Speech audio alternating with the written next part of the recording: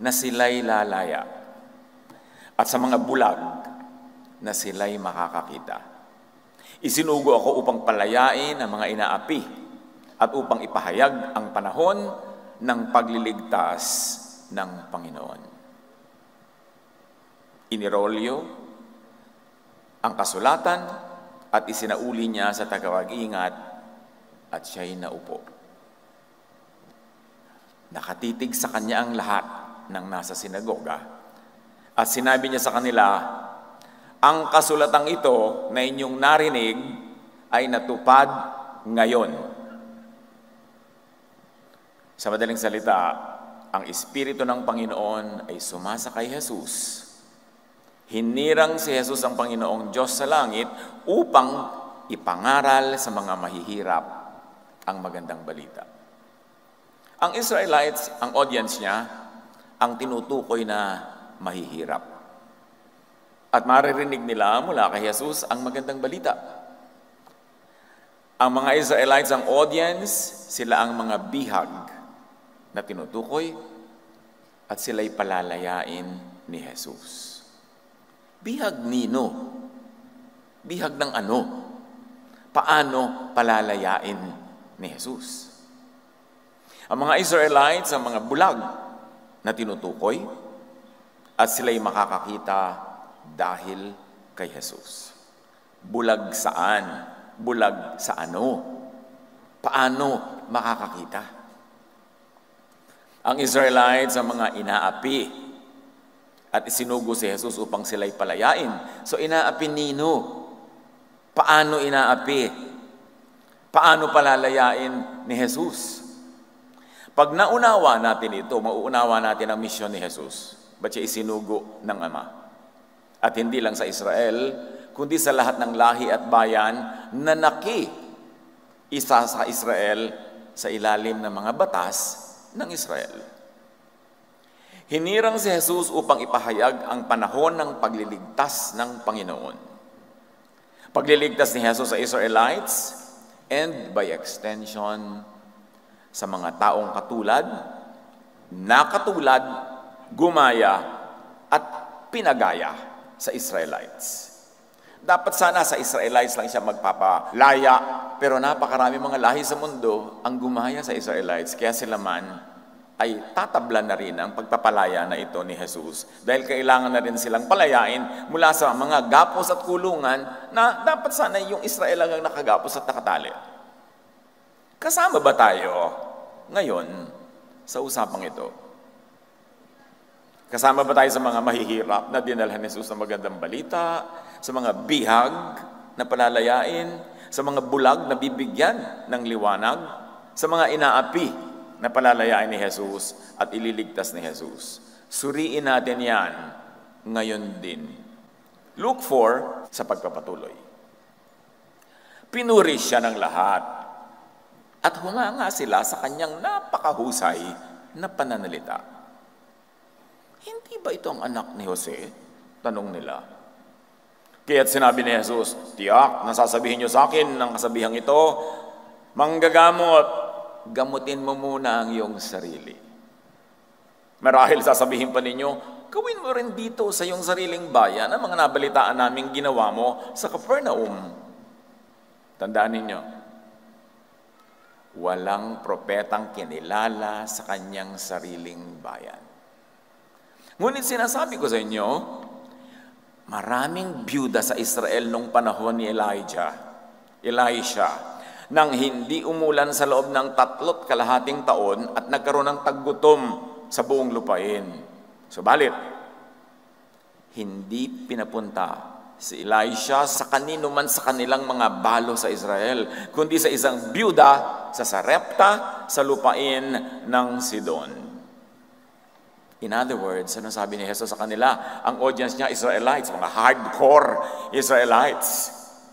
Sabi niya, ang pinagpala nung panahon ng tagutom ay hindi Israelite, kundi isang Gentile, isang non-Israelite. Shocker ang sinabi ni Jesus. Bagamat totoo yun, alam natin. Sa books of Elisha, sa Elijah, nandun yung kwento. At itinuloy pa ni Jesus before a very Jewish audience. Sa dinami-rami ng mga may ketong sa Israel nung panahon ni Elisha, wala ni isa mang pinagaling at nilinis maliban kay Naaman na isang taga-Syria, hindi taga-Israel. So anong sinasabi ni Jesus sa kanyang audience? Ang pinagpala ng Diyos Ama sa langit ay hindi Israelite, kundi isang Gentile, isang non-Israelite. At remember, ipinakadiin-diin ng writer that Jesus was full of the Holy Spirit. In other words, ang sinasabi niya, bagamat salungat sa gustong marinig ng mga Israelita, ito ay nagmula sa kapangyarihan, mula sa kaitaasan, mula sa banal na Espiritu. Sinasabi ni Jesus sa mga ethnocentric Israelites, hindi kayo paborito ng Panginoon, tulad ng akala, paniniwala, katuruan at tradisyon ninyo. Mga kapatid, ito ang kauna-unahang public sermon ni Jesus sa kanyang ministry. Kauna-unahan. At ang statement niya sa Israel, hindi kayo paborito tulad ng akala nyo.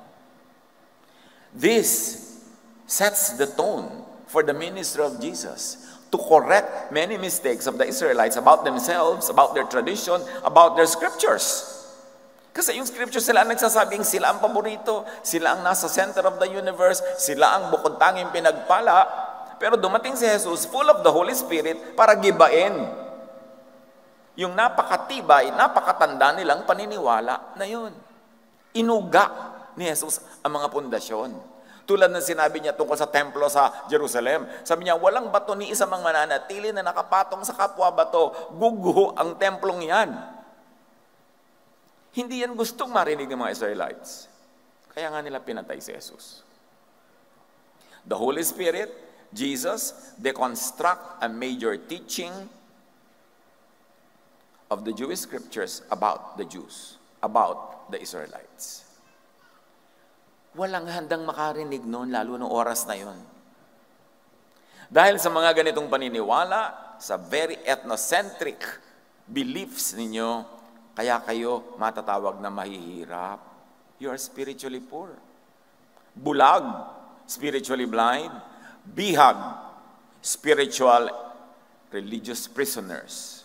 Mga api ng religious system. At sa mga ganitong paniniwala at kalagayan, kayo ililigtas ng anak ng Diyos. Na ipinadala si Jesus upang ituwid ang liko, liwanagan ng madilim, itama ang mali. Sa pagpapatuloy, nagustuhan kaya ng mga Israelites sa narinig nila. Luke 4:14-30, sa pagpapatuloy, nagalit ang lahat ng nasa sinagoga nang marinig ito. Tulad din ng marami ngayon, pag naririnig nila ang katuruan ni Jesus at ang Espiritong Banal, na labag sa tradisyon ng Israel, labag sa nakasanayang mga doktrina, nagkagalit din sila. So may mga nauna na magkakamuka ng korte ng utak. Nagalit dahil bago sa tenga, unheard of ang kanilang narinig. Salungat sa usual teachings and beliefs. At ang teaching bigla ni Jesus ay inclusive, not exclusive as the Israelites want the teachings to be. Kasi sabi niya, yung mga outsiders, sila nga binless. So huwag niyo sabihin kayo lang ang blessed dyan. Anong ginawa nila? Nitong Holy Assembly na kanya nilang ay praise God, praise the Lord. Hangang-hanga sila kay Jesus. Nagsitayo sila at itinaboy siyang palabas patungo sa gilid ng bundok na kinatatayuan ng bayan upang ihulog si Jesus sa bangin. Yun ang reception nila kay Jesus sa kauna-unahang sermon. Ngunit dumaan siya sa kalagitnaan nila at umalis. Jesus passed through the crowd. That was like a wall around him, pushing him into the ravine. Si Jesus, itutulak nila sa bangin. Papatayin nila agad. Ang sinabi pa lang, hindi talaga kayo paborito, tulad ng akala nyo. Paano pag maririnig pa nila yung mga ibang sasabihin ni Jesus? Kaya nga nila ipinako sa krus.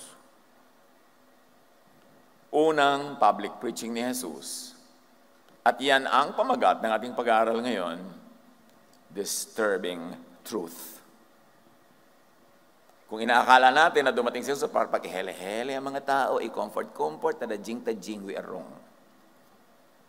Jesus brought very disturbing truths na dapat harapin, dapat i-process, isipin, pag-isipan, suriin, at i-apply.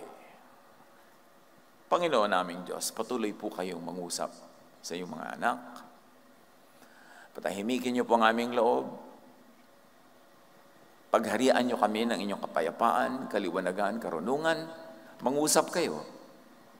Binubuksan namin ang aming isip at puso sa inyong mapagpalayang katotohanan at liwanag. May you be our speaker, our preacher, our teacher, O Father. We seek you in the name of your Son, Jesus. So, muli nating balikan ang kwentong ito. Napakahalaga ng kwentong ito. Being the first public sermon of Jesus. Ibig sabihin, yun ang napakahalaga sa kanya, yung agenda na yan. Luke 4:14-30, isa-isahin natin. Then Jesus returned to Galilee, filled with the Holy Spirit's power. Ina-emphasize yun, para walang lito na talagang galing sa Espiritu sa kaitaasan ang turo niya. Therefore, by this introduction, we expect big things. We expect the work of the Holy Spirit. Reports about him spread quickly through the whole region. He taught regularly in their synagogues and was praised by everyone. So there was acceptance at first, celebration of Jesus, before Jesus dropped the bomb and challenged traditional beliefs. Luke 4:16, when he came to the village of Nazareth, his boyhood home, he went as usual to the synagogue on the Sabbath and stood up to read the scriptures. By scriptures here, you mean tradition, authority, the box, and it was inspired and infallible as the Israelites considered them. Hindi pwedeng galawin, hindi pwedeng banggain, hindi pwedeng tibagin. At yun ang kanyang binasa. The scroll of Isaiah, the prophet, was handed to him. He unrolled the scroll and found the place where this was written. The Spirit of the Lord is upon me, for he has anointed me to bring good news to the poor. Good news to the poor, the deprived, yung mga salat, kapos, at kulang. And by this, hindi niya ibig sabihin pera. Kulang, kapos, sa kaliwanagan ng isip. Good news to the spiritually poor who had been impoverished by all the fake news and the bad news that they were given all the time. At ano yung laging binibigay sa kanila ng kanilang relihiyon, ng kanilang mga teachers of the law and Pharisees? Sin and judgment. Araw-araw, purgang-purga na sila sa kauusig, sa kasusumbat sa kanila ng mga religious leaders nila tungkol sa kanilang mga kasalanan. At araw-araw, wala silang tigil ng kakakatay ng mga hayop, lahat ng ibang uri ng hayop, para ialay bilang panghuhugas sa kanilang mga kasalanan na sabi naman sa Bible ay hindi naman talaga nakakahugas ng kasalanan. Every day, the priests make the same offerings that never really take away sin. So, lagi silang pinupurga ng sin and judgment dahil pinupurga sila lagi sa law. Ito ang law. Kulang kayo, na-break nyo, mali kayo. Ito, sinful kayo, sinner, every day. Kaya napakarami mga depressed ng panahon na ito na malamang tinutukoy din pag sinasabing possessed by an evil spirit, napopossess ng mga masasamang espiritu. Kasi they are describing actually mga schizophrenia, mga grave depression ng mga tao. Paano kayo hindi ba de-depress kung araw-araw binobomba kang makasalanan ka, paparusahan ka ng Diyos, kulang ka, kahit anong gawin mo, kulang, mag-offering ka lagi, kulang pa rin. Nakaka-depresyon. At sabi ni Jesus, isinugo ako para palayain kayo sa mga depressing issues na yan ng inyong relihiyon. Luke 4:17-19, He has sent me to proclaim that captives will be released, the blind will see, the oppressed will be set free, and that the time of the Lord's favor has come. The time of the Lord's favor, meaning love and grace, has come. Good news has come. The gospel has come to replace the time of the law and judgment which is the bad news. To replace the time of spiritual poverty, blindness, oppression, and captivity. Yan ang kritik ni Jesus, diagnosis ni Jesus sa relihiyon ng mga Israelites nung panahon na yon. Kaya huwag tayong magtaka na yung mga religious leaders ang nagpakana na ipapatay si Jesus. Ephesians 2:14-15, Christ gave His own body to destroy the law of Moses with all its rules and commands. Siyempre, kung fan ka ni Moses, magagalit kang marinig yan. Ephesians na nga may sabi. Sasabihin na naman iba, sabi ni Ed Lapis, sinira naman dalawang law. Ako ba ang Ephesians? Apelyido ko ba yan? Binabasa lang natin. At yan ang sabi, Christ gave His own body to destroy the law of Moses with all its rules and commands. All na nga eh. Pipilitin pang baluktotin ng iba dahil ang gusto nila talaga, yung law.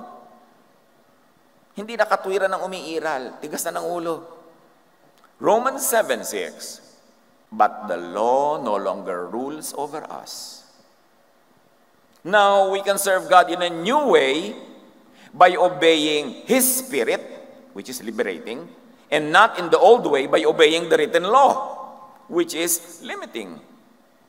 Romans, may sabi niya na, hindi ko apelyido ang Romans.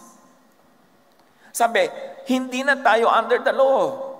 Pwede na tayong maglingkod sa paraan, sa pagsunod sa Espiritu ng Diyos, na nakakapagpalaya mula sa limitasyon ng law, ng written law. This is Jesusness.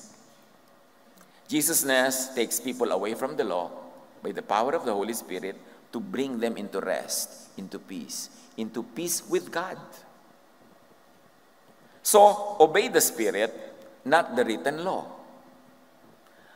Kahit hanggang ngayon, lahat ng mga tao, pagka sinasabing, uy, bakit ganyan ang kulay ng buhok mo? Anong verse ang nagsasabing pwede ka magkulay ng buhok mo?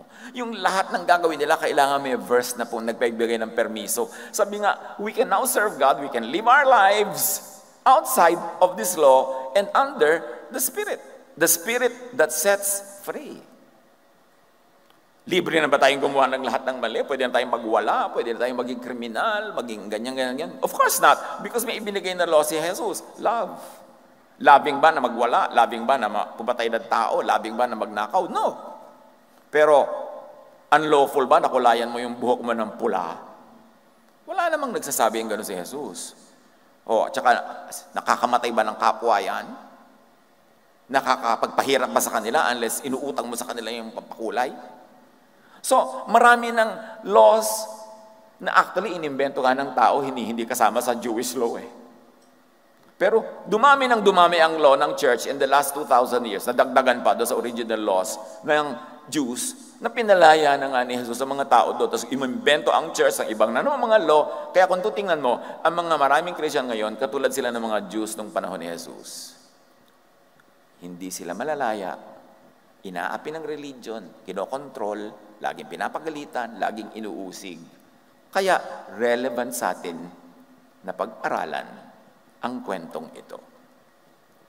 Hindi lang yan tungkol sa kanila noon, tungkol din yan sa atin ngayon. So the captives of the law will be released. The blind to God's love and grace will see. And why are they blind? They are blinded by the law. Alam niyo ba na nakakabulag yung sobrang dedication to Old Testament laws? 2 Corinthians 3:15-17. Eto na naman hindi Corinthians ang apelyido ko. Corinthians ang may sabi niya. When the law of Moses is read, they have their minds covered over with a covering that is removed only for those who turn to the Lord. Yan daw mga fans ng law, tuwing nagbabasa sila ng law, tuwing lagi nilang law ang utak nila, laman ng utak nila, teaching nila, ng bibig nila, nabubulag sila. Natatakpan ang kanilang mata, natatakpan ang kanilang katwiran, at natatanggal ang talokbong na yon kung sila ay susunod kay Jesus. This veil of Pharisees is removed only when people submit to Jesusness. The Lord and the Spirit are one and the same. And the Lord's Spirit sets us free.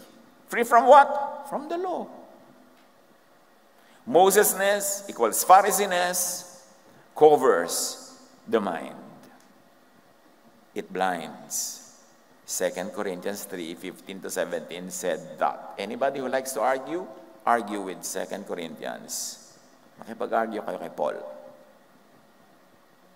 Jesusness removes the cover, gives light and understanding, freedom from the law, from Phariseeness.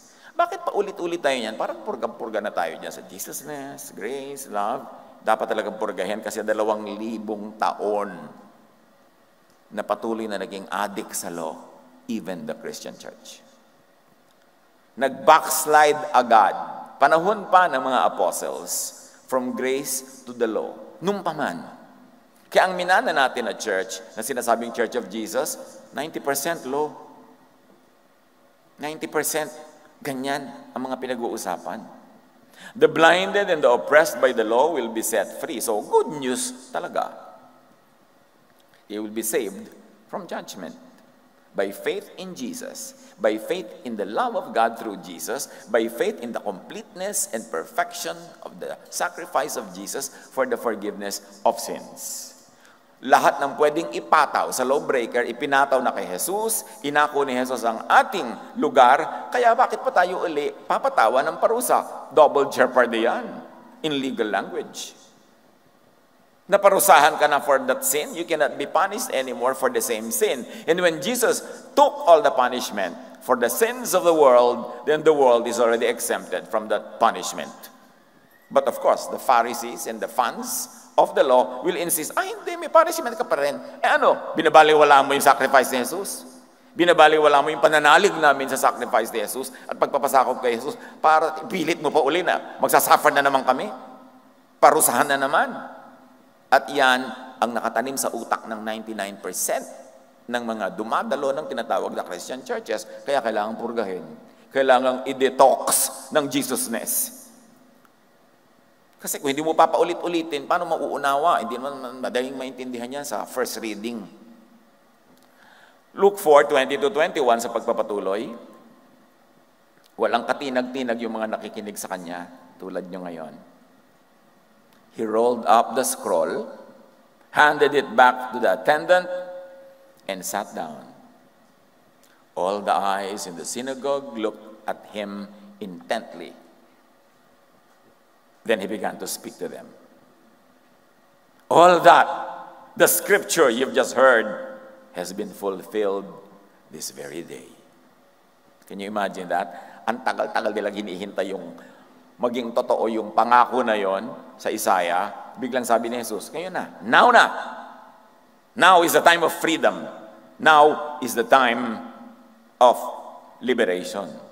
Captives will be released, the blind will see, the oppressed will be set free today, now, by Jesus. Good news. Everyone spoke well of him and was amazed by the gracious words that came from his lips. How can this be? They asked. Isn't this Joseph's son? Nagtataka sila, saan nag-aral yan? Bakit biglang ang galing-galing ngayon? Di ba anak lang naman yan ng karpentero? Then he said, you will undoubtedly quote me this proverb. Physician, heal yourself. Meaning, do miracles here in your hometown like those you did in Capernaum. But I tell you the truth, no prophet is accepted in his own hometown. Jesus was saying, you will not accept me. You will not accept my message. You will not accept the good news. You will not accept release from captivity, sight to see what and how you can be released from captivity. You will not accept freedom from oppression. You will not accept love and grace. Because to accept love and grace means a departure from your law and tradition. Why will you not accept? Because you will insist on the law and your Jewish scriptures and tradition. Sinabi na ni Jesus, puri-puri kayo dyan, hindi nyo ito tatanggapin. At para idiin pa kung anong ibig niyan sabihin, sabi niya, certainly there were many needy widows in Israel, in Elijah's time. When the heavens were closed for 3.5 years, and a severe famine devastated the land. Yet, Elijah was not sent to any of them. He was sent instead to a foreigner, a widow of Sarephath in the land of Sidon. So niya, dinami-rami ng biyudang nagugutom sa Israel noong panahon ng taggutom, walang ipinabless ang Diyos sa langit na Israelitang balo. Pinapunta siya sa non-Israelite, sa Sidon. Doon, malaking himala ang naganap. Yahweh, God of the Israelites, sent Elijah to bless a Gentile, a non-Israelite. And let me emphasize, this was Jesus' first sermon. Your belief that you are special to Yahweh, that you are in the center of the universe, was disproven. Your traditional reading, understanding, interpretation, and application of Scripture was proven wrong by Yahweh mismo. At noon pa, naganap yung mga himalang yan. Hindi lang ngayon. Binabalikan lang natin kung baga ay sinabi ni Jesus. Mali ang pagkabasa, pagkaunawa, interpretation at application nyo sa Scriptures. Yan ang sinasabi ni Jesus. Mali ang alam nyo at pagkakakilala kay Yahweh at mali ang pagpapakilala nyo sa Kanya. Puro kayo ang pinapakilala nyo tungkol sa Diyos ay bagsik, galit, higanti, palo, discipline. Yan ang lagi nyo itinuturo sa mga tao kaya puro takot sila. Mali ang akala nyo tungkol sa inyong mga sarili.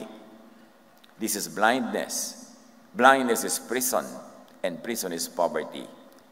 Yan ang inyong mga maling akala. Hindi lang kayo ang anak at mahal ng Diyos.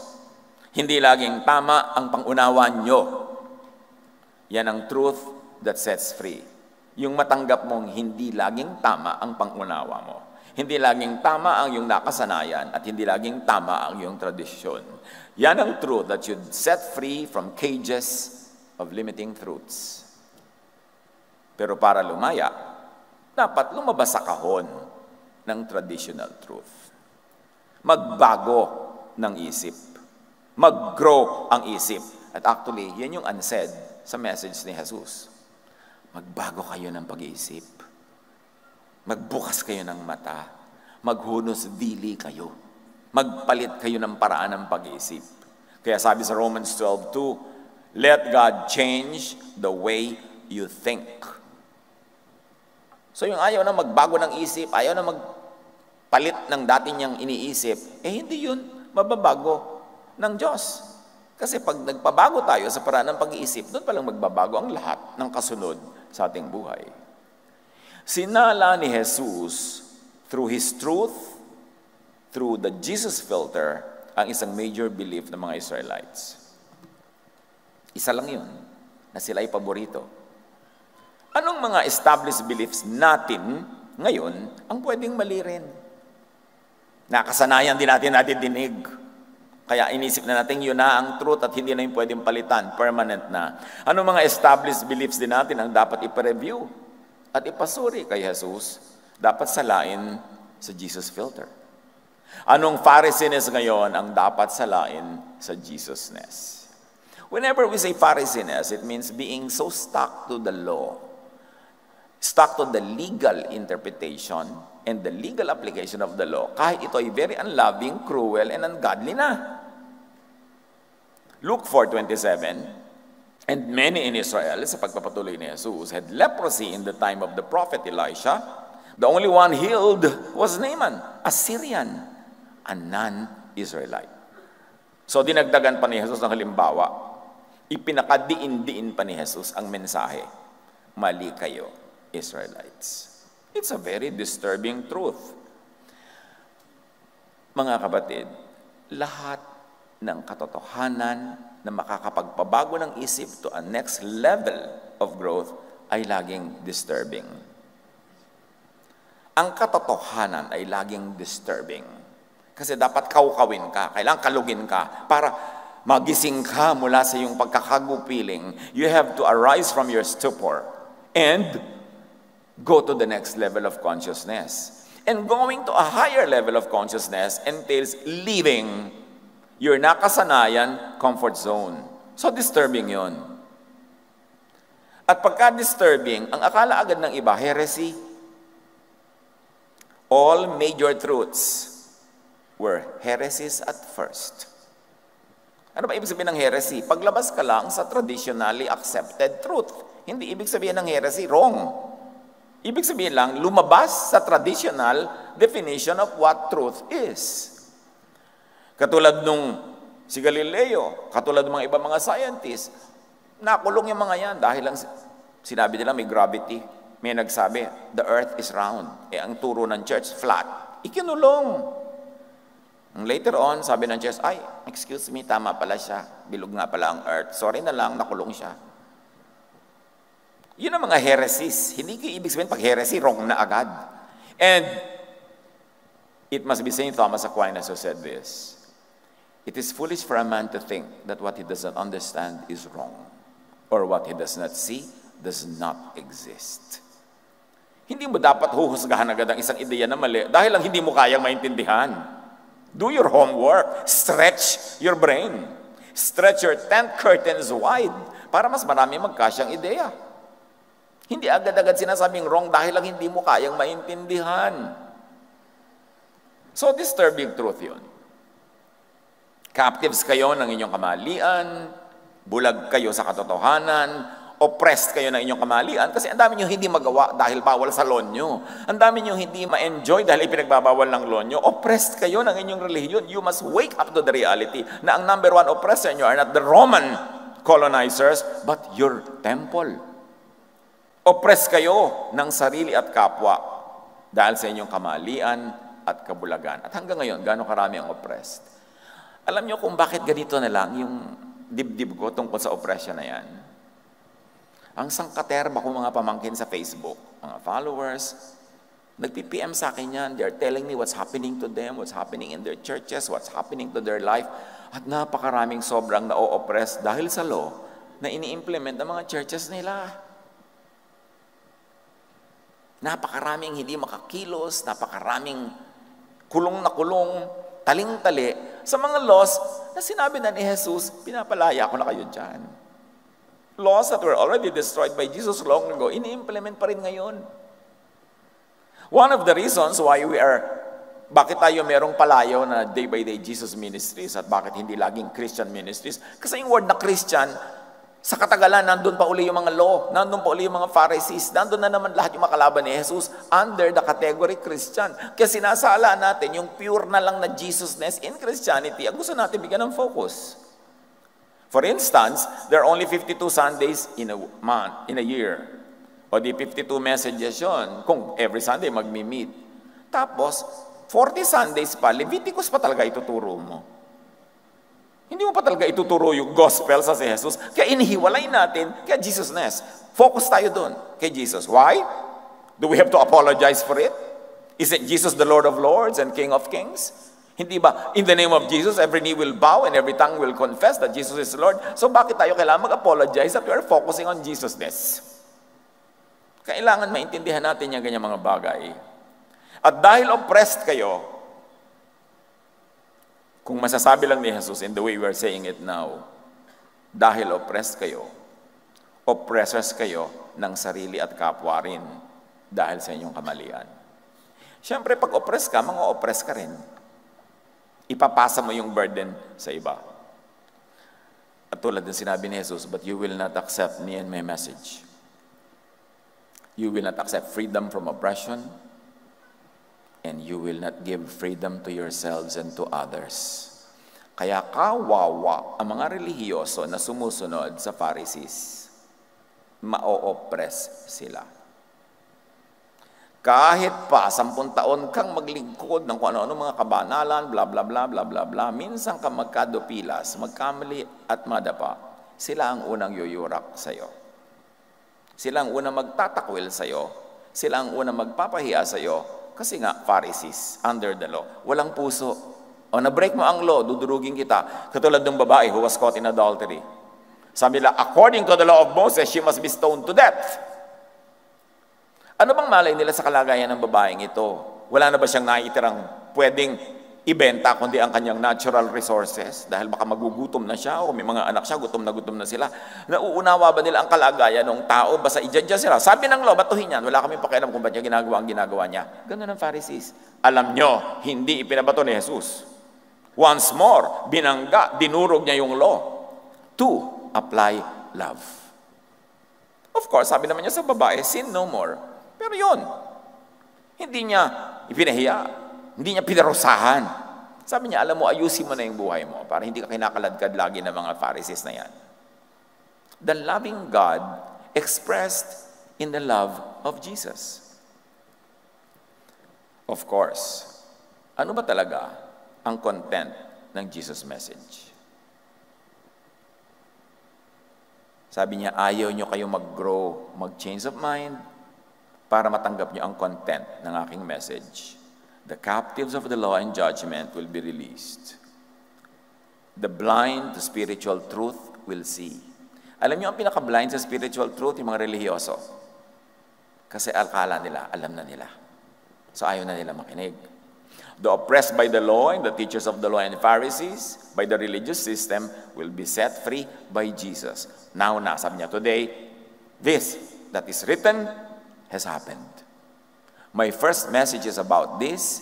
This will continue all throughout my ministry. You will be released from your spiritual ignorance. You will have to be shaken and disturbed so that you will change your mind. The prisoners of Pharisees will be set free by Jesusness. Luke 4:28. When they heard this, the people in the synagogue were furious. The hearers raged because they heard a message outside of the box. Out of the box.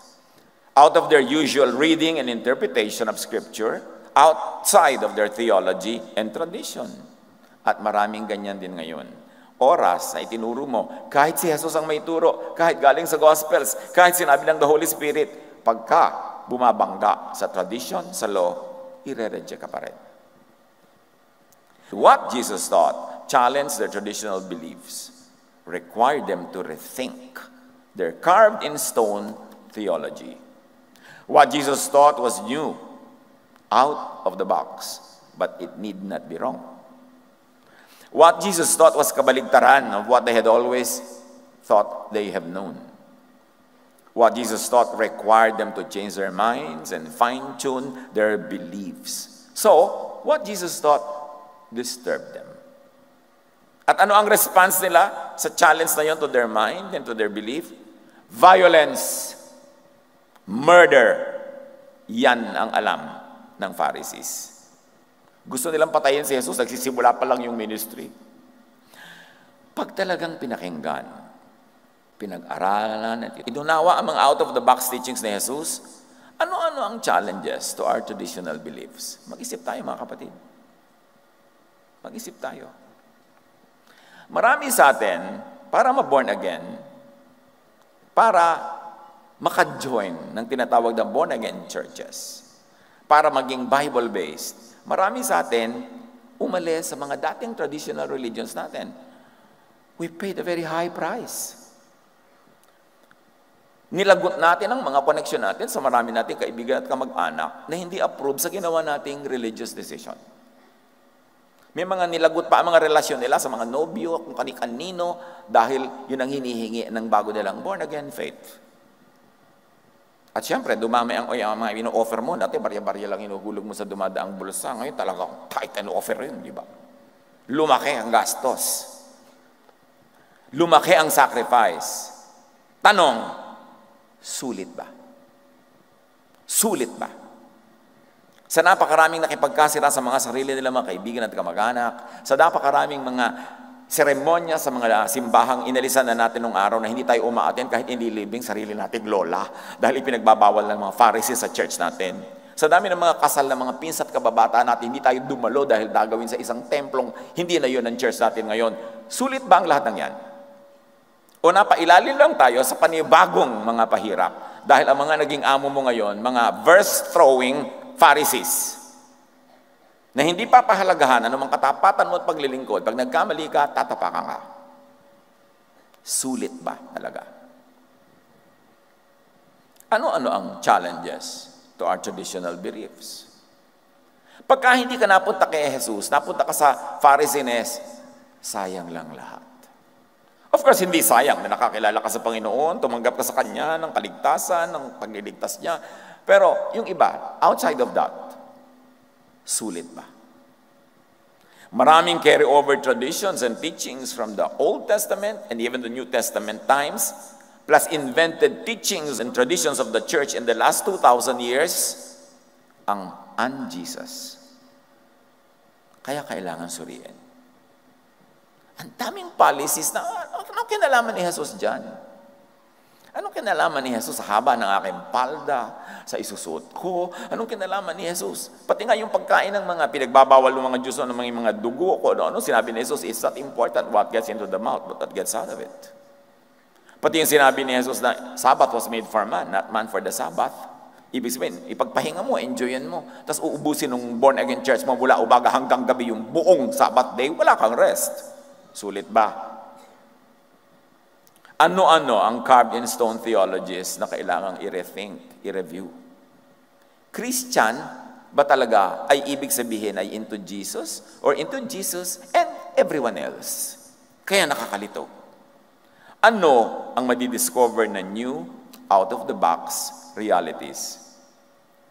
Ano ang mga kabaligtaran of what we always had known? Ano ang nag-uutos ng change of mind and fine-tuning of our beliefs? We come face to face with decisions that we have to make. Because the teachings of Jesus challenge us to respond, to react. Hindi pwedeng narinig mo, tas tuloy din ang lahat.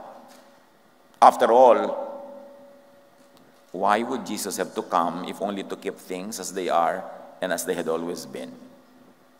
Kung yung lahat ng tradisyon ng Israel, mga batas, mga tradisyon, itutuloy lang pala lahat, wala namang iibahin, ba't pa dumating si Jesus tapos namatay pa siya? Why would Jesus have to come if only to continue and preserve the already concrete system of the Israelites? Why would he have to come only to repeat what has always been being repeated anyway? Bakit isusugo pa si Jesus kung wala namang kailangan baguhin? Isinugo si Jesus at nagbayad siya ng kanyang buhay kasi maraming kailangan baguhin. Yung ayaw ng pagbabago sa pagsunod sa katuruan ni Jesus, sinasayang ang pagdating ni Jesus at ang kanyang pagbabayad ng kanyang sariling dugo at buhay para baguhin ang mga bagay-bagay. Bakit pa nagkaroon ng New Covenant and New Testament kung wala naman palang iibahin sa Old Covenant and Old Testament? Bakit pa? Bakit pa nagkaroon ng New Covenant kung hindi naman papalitan ng Old Covenant by the new one? O paghahaluin sila samantalang ang daming magkakabangga at magkakasalungat na mga ideya? Bakit magdadala si Jesus ng bagong wine kung ipipilit lang itong ilagay sa old wine skin? Alam niyo yung talinghaga na yon. Bakit magdadala si Jesus ng bagong katuruan kung ipipilit lang itong iswak sa old wine? No, nagdala si Jesus ng bagong katuruan, dapat tayo magbago ng shape ng utak natin para pumasok at magkasya yon. Hindi dapat panigasan yung dati na. Mark 2:22-24, sabi ni Jesus, no one pours new wine into old wine skins. The wine would swell and burst the old skins. Then the wine would be lost and the skins would be ruined. New wine must be put into new wineskins. Simpleng-simple, ang bagong katuruan ay dapat tanggapin at ilagay sa bagong utak. Jesus came exactly to bring the truth, change the theology, show the true way and system, to give life and bring and give the kingdom of God to people. Away from the temple, away from the law. Pag sinuri nyo yung buong panorama ng Gospels, yun ang message. Huwag kayong magfo-focus lang sa isang verse tapos you will kill and die for it already without relating it to all the other verses that talk about the same thing. Kasi dapat isama nyo lahat sa brew and you get the median. Doon kayo sa middle of the road kung gusto nyo very safe. Huwag kayong gumagawa ng very extremist interpretations and applications kasi ang daming verses na iba-iba ang shade of meaning at iba-iba ang shade of attack on the same topic. Put them all together in your mind. Huwag kayong maging isang verse lang tapos yun na, wala na kayong ibang papakinggan. Kasi in favor yon sa gusto nyong stand. Dapat bukas ang isip. Luke 4:18, the Spirit of the Lord is upon me, for He has anointed me to bring good news to the poor. The good news of God's love and grace to overcome the bad news of the law and judgment. Sino mang nagpipilit sa law and judgment, kinakalaban ang love and grace na dinala ni Jesus at pinagsakripisyuhan niyang dalhin, binayaran ng kanyang sariling buhay. The good news of the coming of the age of the Spirit and freedom will come to end the age of the law and judgment. At sabi ni Jesus, today it has come, and that was more than 2,000 years ago. The good news of proclaiming release from captivity to the law and from oppression by the teachers of the law and Pharisees had come. At ito'y paulit-ulit na sinasabi ni Jesus. Nandun lahat. Wala tayong kailangang imbentuhin. Nandun lahat sa Gospels. Hindi lang natin laging binabasa o pinipilipit ng iba yung theology at application nun para maiba nila yung application. The good news that the spiritually blind will now see.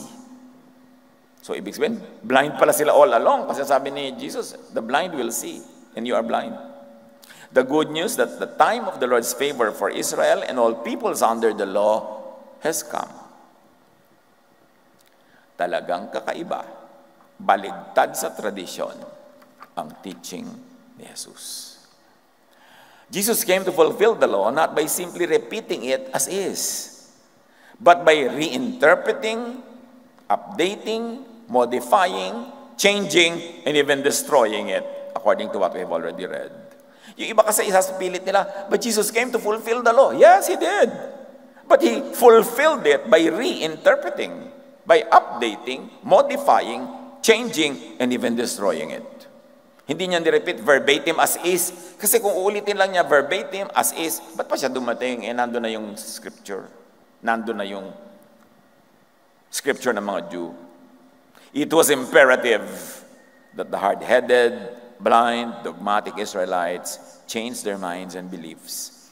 And it applies to all of us who profess faith in Christ, but actually are still trapped in the law. And trapping everyone else in the law. Kaya pag may mga magmimisyon, magfa-fundraising, susulat sa akin, ganyan, supportahan niyo po kami, magmimisyon kami sa Cambodia, magmimisyon kami sa mga South Asian nations. Sabi ko, bakit yung gagawin? Kasi po yan ang Great Commission ni Jesus eh. Sabi ko, ano ba sabi ng Great Commission? Sabi ni Jesus, go to all the nations and teach them everything I have commanded you. Magmimisyon kayo. Yung mga komanda ni Jesus ang ituturo nyo, o baka komanda naman ng mga Pharisees, komanda ni Moses, komanda kung sino-sino. Sayang ang pera. Itatali nyo lang yung mga taong yun sa law na pinawalan ni Jesus yung mga original recipients. Ngayon, may bagong talian pa. Ang tagal-tagal na lumipas. So, yung Great Commission na yan, tiyakin nyo lang Pag sinasabing, go to the nations, kaninong turo ang dadalhin? Dapat malinaw. Jesus introduced His new teaching by challenging one old belief. At yan ang pinag-aaralan natin ngayon. Springboard lang yan. Hindi naman dyan nag-focus lang si Jesus. Yan lang yung unang sample. That the Israelites were God's favorite people. Kasi very established yung truth na yun among the Israelites. Yun ang unang-unang binangga ni Jesus at dinurog. He began with this particular belief, then would progressively dismantle Israel's other more towering doctrines, especially on and about the law. Pag binasa mo tuloy-tuloy yung gospel, ang dami pa niyang dudurugin, babanggain, aayusin, i-revise. Pero minentain at kinip ni Jesus lahat ng laws na loving ang application. Hindi niya yun sinira. Kasi consistent yon with the teaching of the Father in heaven na pinadala sa Kanya to love. Jesus brings disturbing truth. Truth that demands reaction and action. Therefore, Jesus brought divisive truth. Bakit divisive? Romans 7:4-6. The law no longer rules over us. Now we can serve God in a new way by obeying the Spirit, which is freedom, and not in the old way by obeying the written law, which is limitation. No? Ang may sabi dyan si Paul, baka sabihin nyo na naman, sabi ko yan. Romans 7, hindi ako po ang may sulat niyan. Ang sinulat ko lang ay siksik, liglig, umaapaw. Hindi Romans. At sabi niya, not in the old way, by obeying the written law. Kalinaw-linaw. Freedom from the confines and limits of the law, to go out of the box of the law, to obey the Spirit outside of the written law. Namnamin nyo ha? To obey the Spirit outside of the written law. In other words, maraming dadalin ang Spiritong katuruan na walang basis sa written law. Kaya hindi mo pwede sabihin, hindi pwede yan kasi wala yan sa written law. Outside. To do without necessitating permission by and from the written scriptures. The true believer of Jesus is free to do anything that Jesus does not prohibit. Kaya huwag kayong humanap na, saan verse po ba pwede kong basihan na tamang magluto ng adobo? Wala kang makikita nun. Ang itanong mo lang, pinagbawal ba ni Jesus mag-adobo? Hindi po. And therefore, free ka. You are free to do what Jesus does not prohibit. Imagine what disputes and divisions this idea will cause. Kaya sabi ko, divisive ang dating ni Jesus eh. Freedom from the authority and control of the temple of corporate religion that monopolized the reading and theologizing of scriptures.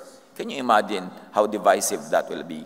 The Jews went to the temple, at least the people in Jerusalem, went to the temple 5 times a day to pray. Controlled sila ng mga pari nila kasi 5 times nandun sila, na-check ang attendance sila, na-check sila hindi umaattend. Biglang sabi ni Jesus, when you pray, go to your room, close the door. Pray to your Father in secret. Ang ibig sabihin niya, huwag kayo sa temple mag-pray. Malinaw ba yun? Pinapalaya niya yung mga tao from the control of the temple. Hindi nyo kailangan ng temple para magdasal. Kayo at ang Diyos, kayo na yun. Divisive yun. Hindi yun magugustuhan ng mga temple people who want to control even the prayer life of the people. Freedom from the authority and control of the corporate religious leaders and formal, official corporate religious structures, scriptures, and doctrines. Ayaw na ayaw yan ng dogmatic religion. Ayaw nila ng ganyang kalayaan. Kailangan control nila, pati kung sinong iibigin mo, sino magiging nobyo mo, sinong pakakasalan mo, control nila dapat. At hanggang ngayon may ganyan. See and understand what Jesus, the Holy Spirit, really brought into the world. Ano ba talaga ang dinala ni Jesus at ang Espiritong nag-empower sa Kanya? Acts 2, 1-18. Yan lang yung buong reference. Hindi naman natin babasahin kada isang verse. On the day of Pentecost, the Lord's followers were together in one place. Suddenly, there was a noise from heaven, like the sound of a mighty wind. It filled the house where they were meeting. They were not meeting in the temple, they were meeting in a house, sambahay. At dumating doon ang Espiritong Banal. Ibig sabihin, sa mga bahay nyo, imimit kayo ng Espiritu, hindi kailangan nasa mga templong bato. Then they saw what looked like fiery tongues moving in all directions. And a tongue came and settled on each person there. May mga mumunting apoy na parang mga dila na naglanding sa bawat ulo ng naroon. The Holy Spirit took control of everyone, away from the control of set tradition. Parenthesis mine. And they began speaking whatever languages the Spirit led them to speak. Peter stood and spoke in a loud and clear voice to the crowd. This is what God told the prophet Joel to say. Sabi niya, ang nangyayaring ito na pagdating ng Espiritong Banal, sa bawat isa, ito ang sinabi ni Joel noong paman na magaganap at ngayon naganap. When the last days come, meaning the last days, not of the planet, but of the temple, the law, the confinement to written scriptures. Pag nadidinig nyo yung last day, hindi yung last day ng planet. Pag sinabing end of the age, hindi end of the planet, end of the age of the law, end of the age of the temple, end of the age of the Pharisees. Hindi planeta ang magwawakas. I will give my Spirit to everyone. Can you imagine this? God will give the Spirit to everyone. Labas sa exclusive domain ng religious leaders. Sanay kasi tayong basahin to, pero kung nung panahon na yan, yan mo yan narinig, sobrang shocking. You mean hindi lang yung mga official prophets and priests? Kahit sino, magkakaroon ng Holy Spirit. Your sons and daughters will prophesy. So outside of your set, written and immovable scriptures. Kasi pag nag-prophesy, ibig sabihin, hindi yung laman ng scripture. Bagong ideya yun. At daughters, kasama na ha. hindi lang sons. Malaking pagbabago yun, shocker yun. Hanggang ngayon, marami pang Christian churches ayaw pagsalitain ng babae. Sinabi na dito, ito yung sinasabi ni Joel, darating ang panahon. Tuturuan ang lahat, magtuturo ang lahat, bibigyan ng gift. Babae at lalaki man, sons and daughters. Your young men will see visions. Your old men will have dreams. In those days, I will give my spirit to my servants, meaning not to your priests and teachers of the law and Pharisees. It will be given to ordinary people. Both men and women. Saan kinukuha yung bawal ang women? Sinabi na, Holy Spirit ang supreme authority on teaching.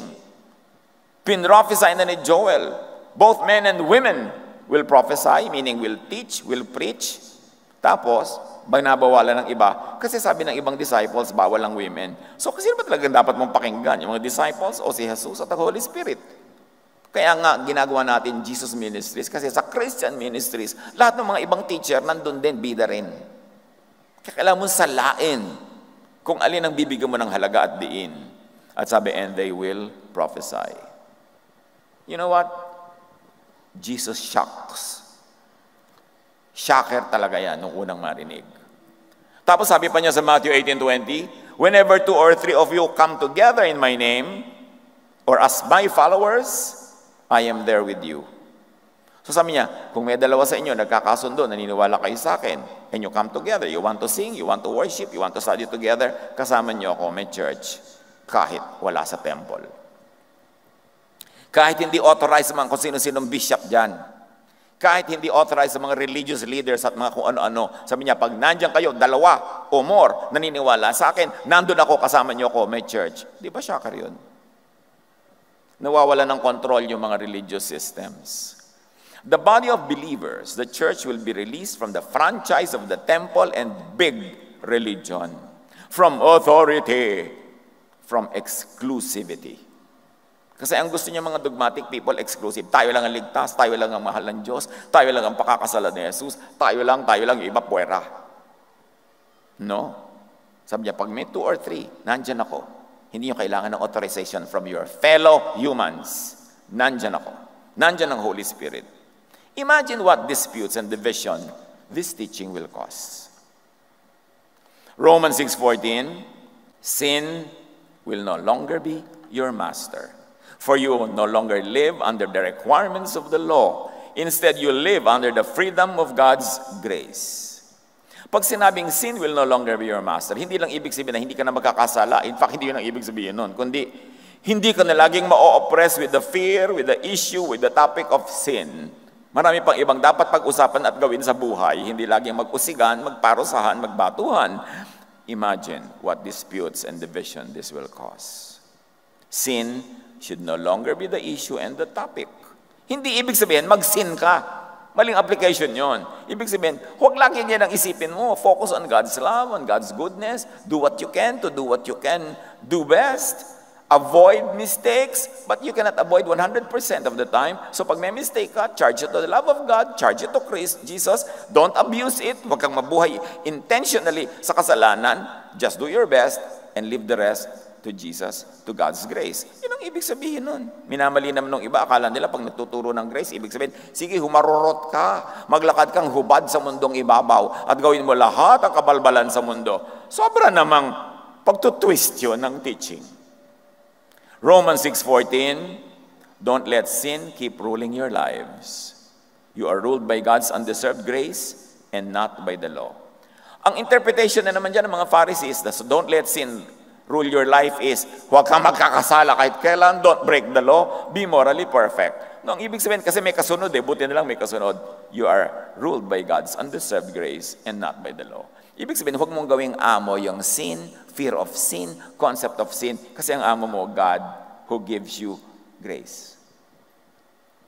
Yun ang pangingibabawin mo sa iyong utak. Trust in God's love, not fear of the law. Nawalan ng main and only topic ng panakot and power at ng business ang priests and the teachers of the law and Pharisees sa ginawa na ni Jesus. Kaya nakita nyo ang unang ginawa ni Jesus na public sermon, yung pinag-uusapan natin ngayon. Ang next big thing niya talagang ginawa, nung nagpunta siya sa temple sa Jerusalem, sinalubog siya ng mga tao ng mga dahon, mga bulaklak, mga tela, inilatag sa lupa, kasi sinasalubong nila Jesus as a coming king. So you'd expect something very, very big na gagawin niya dahil dire-diretso siyang pumupunta sa temple. Anong ginawa niya doon? Pinalayas niya yung mga nagtitinda ng mga hayop na kinakatay for the forgiveness of sins. So again, tinanggalan niya ng business yung temple.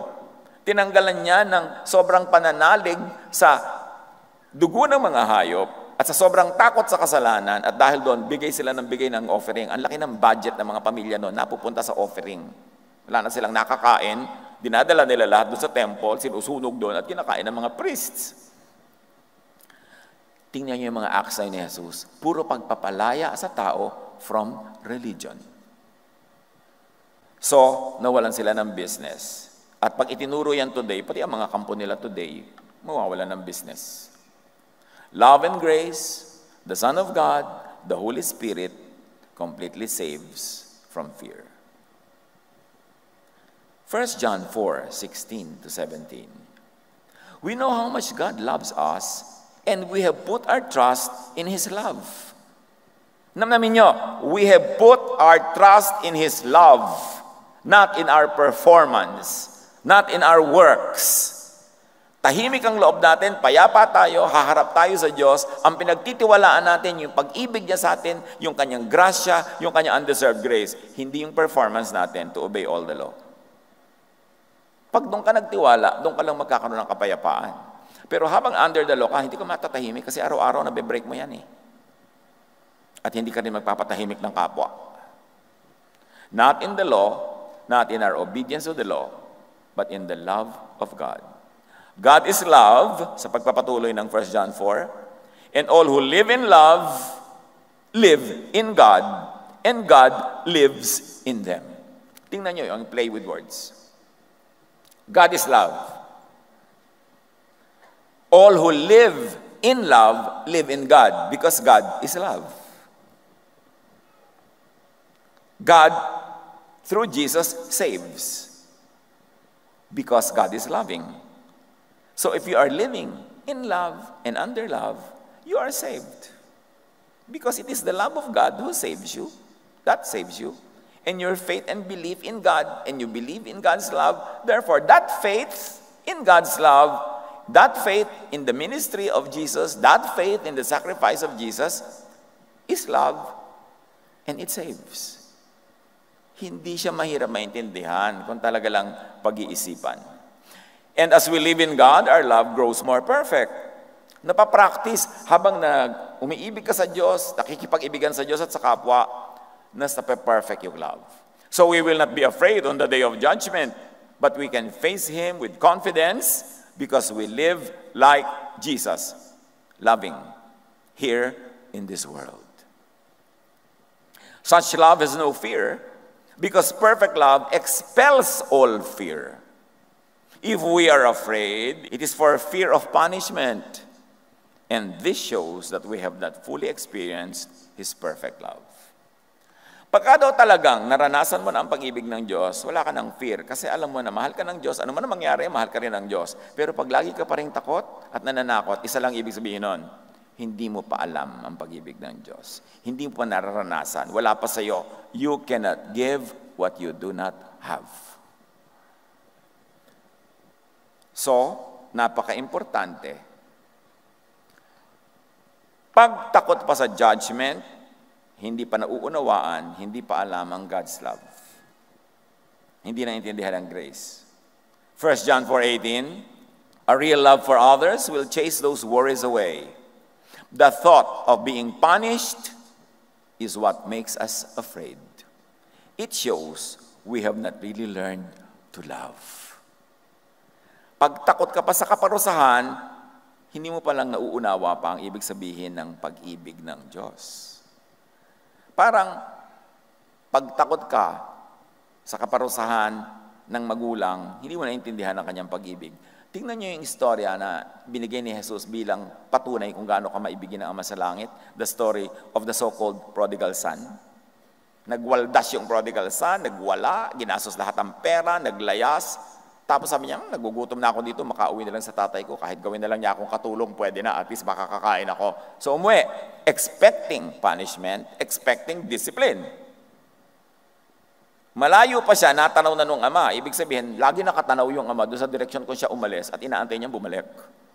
Hindi naman siya nagulat, eto ka na pala. Malayo pa, nakita na siya. At patakbong sinalubong ng ama, ha? Tapos yung anak sabi, naku tatay, nagkasala ako sa inyo, gawin niyo lang akong houseboy dito, bla bla bla. Hindi pinansin ng ama eh. Sabi niya, uy, suotan niyo ng sandalyas, wala na tong sandalyas, naibenta na niya ang sandalyas niya. You know? Ilagyan niyo ng balabal, maginaw ngayon. Suotan ng singsing, magkatay ng mga matatabang hayop, magpipiesta tayo dahil bumalik ang anak ko. Wala ni isang sumbat. Hindi pinagalitan. Ni-restore lahat ang privileges, hindi binawasan. Yun ang ama na ipinapakilala ni Jesus. Anong ama ang pinapakilala ng Pharisees? Papadala ka niya sa impyerno dahil nagkulay ka ng buhok. Di ba? Makasalanan ka, masama ka, etc., etc. Maling pagpapakilala sa Diyos. A real love for others will give people the idea about God's love, that God's love will not want anyone to be judged. Pag ikaw ay marunong magmahal, kaya mga magulang sa inyo, marami dito, may magagawa ba talaga ang anak nyo na talagang paparusahan nyo siya forever?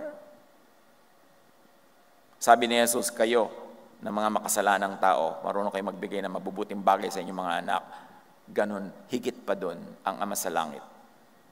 Ibibigay niya ang lahat ng mabuti sa kanyang anak.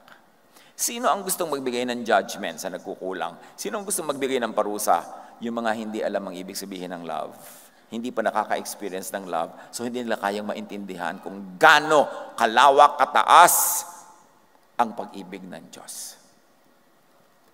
So those that have not really learned to love and received and known God's love are the ones who would want judgment for others. Tuwing may magsasabi sa inyo, madja-judge ka. Tapos sabi niyo, Diyos ko, i-judge po siya. Magkasakit sana siya. Mahirapan sana siya. Isinusumpa ko kayo sa pangalan ng Diyos. Lahat yon, ibig sabihin, hindi nila alam ang God's love. Kaya ganun ang puso nila. Those who want and insist on judgment, on justice for others, don't love others. Don't have and don't know God's love. Ang alam lang nila, parusa, higanti, galit. Judgment should no longer be the kinakatakutan and panakot kasi dumating na si Jesus. Following Jesus brings you to trouble. And I want you to be very attentive to this. Nakaka 1/4 na tayo ng message. Gusto nyo pa ha? Following Jesus brings you to trouble with those who follow the Pharisees. Expect it. Because they did it to Jesus, they will do it to the followers of Jesus. Huwag kayong magtaka. Matthew 10:34-40. At sabi ko, pansinin natin ito dahil ito ang isa sa least understood teachings of Jesus. Pay attention. Sabi ni Jesus, do not think that I have come to bring peace to the earth. I did not come to bring peace. I came to bring trouble. Can you imagine that? Paano nasabi yan ni Jesus? Literally, yung trouble dyan means a sword which cuts, which divides. Sabi ni Jesus, I came to cut, to divide. I have come to make this happen. Eto na. A son will turn against his father. A daughter will turn against her mother. A daughter-in-law will turn against her mother-in-law. Even members of your own family will be your enemies. Your uncle, your auntie, your cousins, your in-laws, they will be your enemies. I have come to make them your enemies. To divide you from them. What could Jesus mean? Simple. Pharisees opposes Jesusness. Whoever is in Jesusness will be opposed by those who are in Pharisees. Whoever is in grace will be opposed by those who are in the law. A son who insists on the law on Pharisees will turn against his father who believes in grace, in love, in Jesus, and Jesusness. A daughter will turn against her mother in the same reason and for the same reason. A daughter who insists on the law, on Pharisees, will turn against her own mother who believes in grace and love. A daughter-in-law will turn against her mother-in-law for the same reason. Even members of your own family who insist on the law and Pharisees will be your enemies when you believe in grace, in love, in Jesus and Jesusness. Sabi ni Jesus, don't be surprised. I told you beforehand, this is what will happen. Expect it. Matthew 10:34-40, sa pagpapatuloy. Those who love their father, and I have parenthetic expressions here, parenthesis mine. Those who love their Pharisaic father or mother more than they love me are not worthy of me. And those who love their Pharisaic son or daughter more than they love me are not worthy of me. Those who will not accept the cross, meaning the suffering, when there is this Jesusness versus Pharisees issue that is given to them when they follow me, are not worthy of me. Those who try to keep the Pharisaic life that they have will lose it. But those who give up their Pharisaic life for me will find true life. Whoever accepts you also accepts me, and whoever accepts me accepts the one who sent me. Ibig sabihin ni Jesus, pag nireject niya kayo because of me, they are rejecting me. Don't deal with them. I will deal with them. Will the religious, scripture reading, verse throwing Israelites listen to Jesus? Open their hearts and minds to the good news of Jesus? Balik tayo sa kwento. Yung kanina pa, yung sinabi niya yung prophecy. Luke 4:29. Jumping up. Hindi ba lang standing up, ha? Jumping up, they mobbed him and forced him to the edge of the hill on which the town was built. They intended to push him over the cliff, but he passed right through the crowd and went on his way. When people do that to you now because of Jesusness, expect it. They did it to Jesus. But Jesus passed through them, so will you. The first public sermon of Jesus resulted in anger, in violence by the Jews. Scripture reading, law-crazed religious zealots respond with violence. They weaponize the very verses they read to attack Jesus. And they stone Jesus and the teachers of Jesusness. Jesus said that. Expect it. Acts 7:51-52. You stubborn people. The Israelites to, ha? You are heathen at heart. Para kayong mga pagan ng puso nyo. And deaf to the truth. Must you forever resist the Holy Spirit? That's what your ancestors did. And so do you. Name one prophet your ancestors didn't persecute. Yan ang ginagawa ng mga Israelites. Persecuting the true messengers of God. The people of the book, people who stand on scriptures and verses, could be the most stubborn, blind, and violent. And they could so easily weaponize verses para ipambato. So simply examine whose side you are on right now. Are you on the side of Jesusness or Pharisees? Simple lang yan. Linawin nyo sa inyong sarili. The arrival of Jesus and the Holy Spirit brought major shifts in doctrinal tectonic plates. Hindi lang cosmetic ang changes na dumating sa Jesus. Tectonic. Foundational. Ito pa isang example. Mga gawa.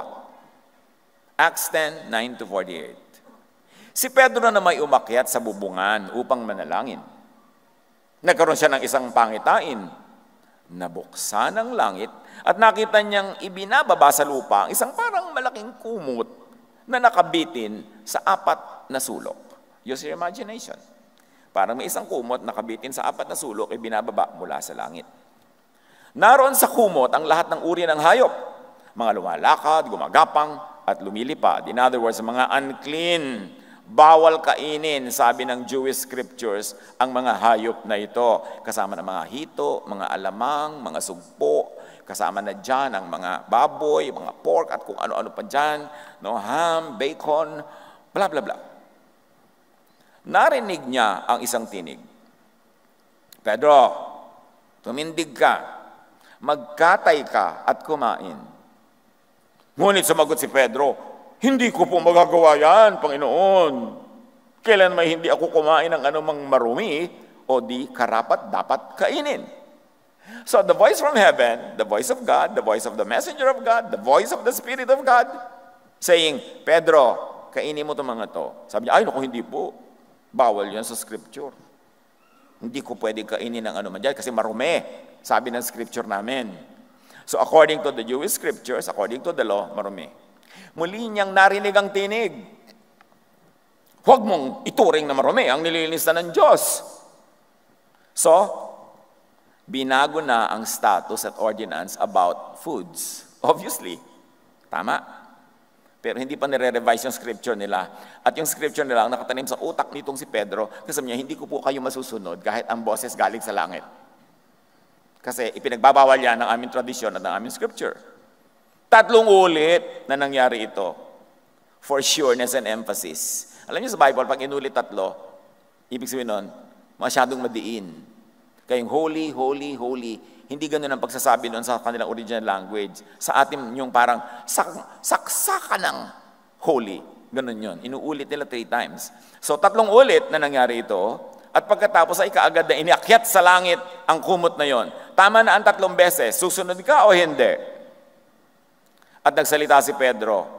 Matapos ang ilang details ng kwento na ini-skip na natin. Ngayong kulubusang naunawaan na walang itinatangi ang Diyos. Nalulugod siyang sa sino mang may takot sa kanya at gumagawa ng matuwid kahit taga saan mang bansa. Kasi ang naging application ng kwento, may dumating, sinundo si Pedro para dalhin siya sa bahay ni Cornelius dahil ipinatawag siya ni Cornelius para magturo ng mga katuruan ng Diyos at si Cornelius ay isang Gentile, hindi Hudyo. By tradition, hindi pupunta dapat doon si Pedro. Pero sabi niya, ipinakita sa akin nung kumot story, kumot episode, na walang unclean sa Diyos.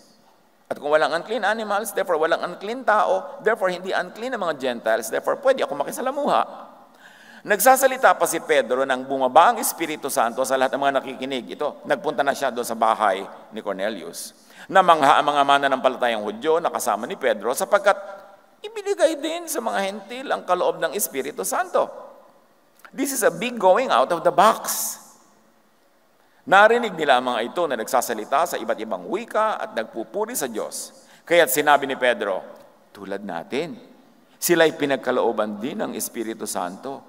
Sino or anong scripture ang makakapagbawal na bautismuhan sila ng tubig? Jesusness is a move away from Phariseesness, from Jewism, from unjesusness. Nangyari dahil nagbukas at nagbago ng isip ang mga nananalig. Nagbago ng isip si Pedro. Sumunod siya. Sumama siya sa bahay ni Cornelius dahil naiintindihan niya yung mensahe nung kumot na may mga lamang tinatawag niyang unclean. But the Israelites were super stubborn. Acts 7:51-52. Then Stephen said, "You stubborn Jewish leaders." Si Stephen to, sabi niya, "You stubborn Jewish leaders, you refuse to give your hearts to God or even listen to Him. You are always against what the Holy Spirit wants you to do.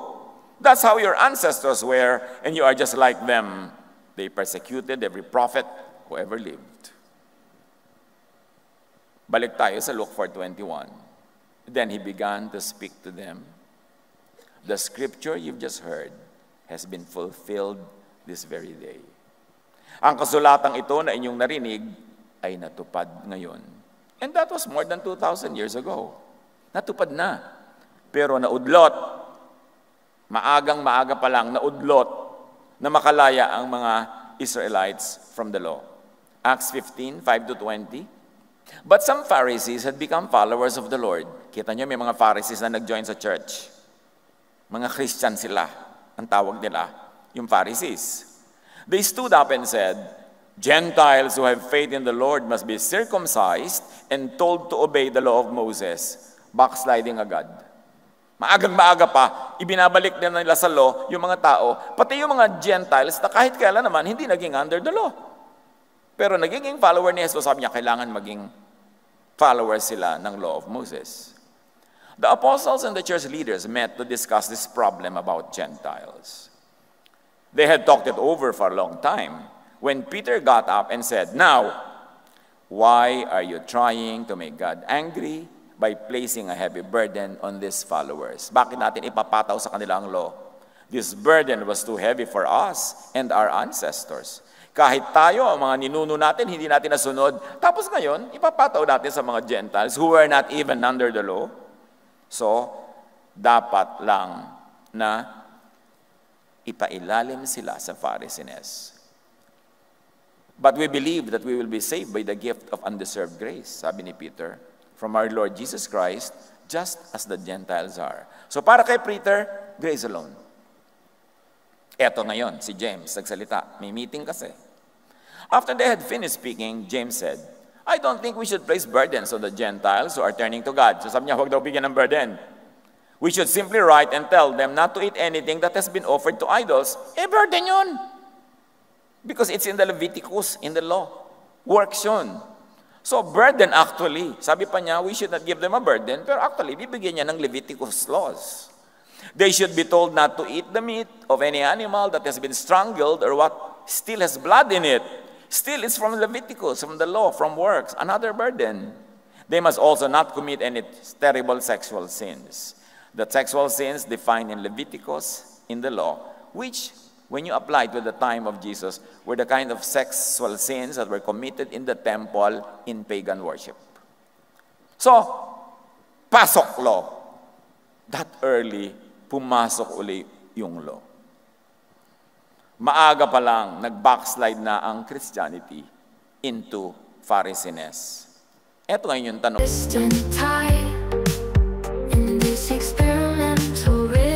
I'm here to buy a symphony of dreams in an indie rock scene, in this layered dance where my heart's been.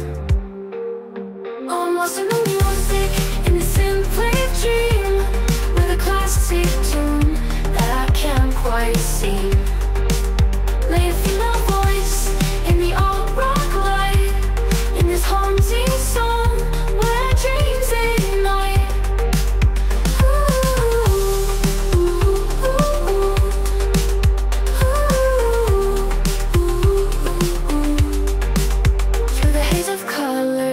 Starry nights, I found my rhythm in the soft moonlight. Echoes of the past, they whisper sweet, in this rock world where the beat repeats. Melodic whispers like a distant tide. In this experimental rhythm, I'm here to buy a symphony of dreams in an indie rock scene, where my heart's been. Oh, I'm lost in the music, in the simply dream, with a classic tune that I can't quite see. Lay a female voice in the alt rock light, in this haunting song where dreams ignite. Through the heart of the night, where the guitars play, I found my rhythm in the soft moonlight way. A sweet surrender to the rock beat, in this haunting moment where my heart skips a beat. Oh, I'm lost in the music, in the simply dream, with a classic tune.